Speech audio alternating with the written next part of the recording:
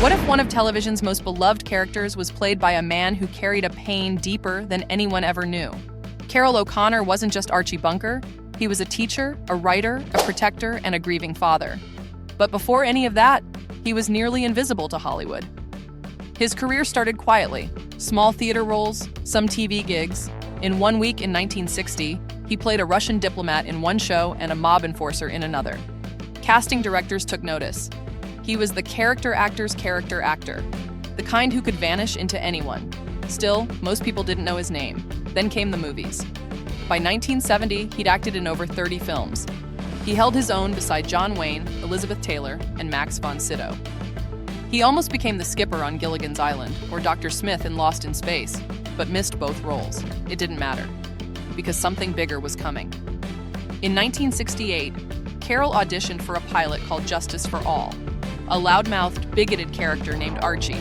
The network rejected it, twice. But Carroll rewrote the part himself, and when CBS finally picked up a renamed version in 1970, All in the Family, television was changed forever. At first, nobody expected it to last, but by the end of season 1, it was the #1 show in the country, and it stayed there for 5 years straight. Archie Bunker became a national phenomenon. But what made him unforgettable wasn't just the bigotry or the bluster. It was the pain beneath it. Carroll played him as a man confused by a world changing too fast. Flawed, often wrong, but never cartoonish.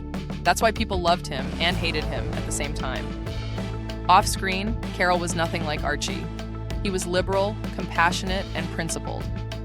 When CBS technicians went on strike in 1972, Carroll refused to cross the picket line, shutting down production for nearly 2 months.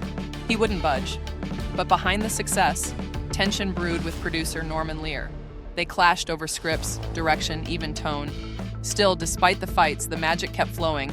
Carroll even walked off the show once, but they brought him back. They had to. There was no show without him. When he finally demanded to stop taping in front of a live audience, producers caved. Carroll had become one of the most powerful men on TV. He won 4 Emmys. Yet he once said he thought All in the Family would flop, and had even asked for a return ticket to Italy in his contract. As the show went on, Carroll worried that people had forgotten his real name. Strangers called him Archie. CBS ran ads with his photo, but left off Carroll O'Connor. Still, he didn't resent Archie.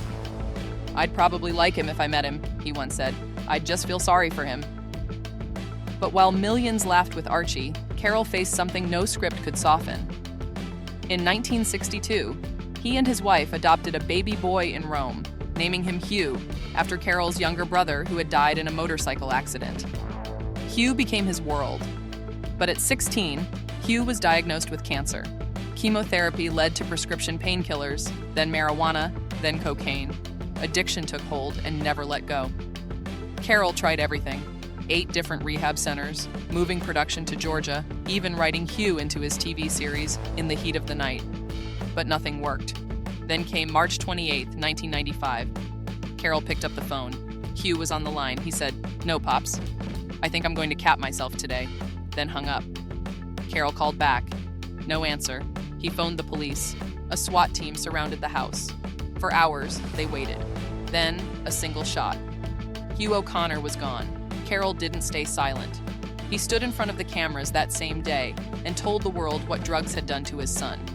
He named the man he believed supplied the drugs, Harry Perzigian, and called him a partner in murder.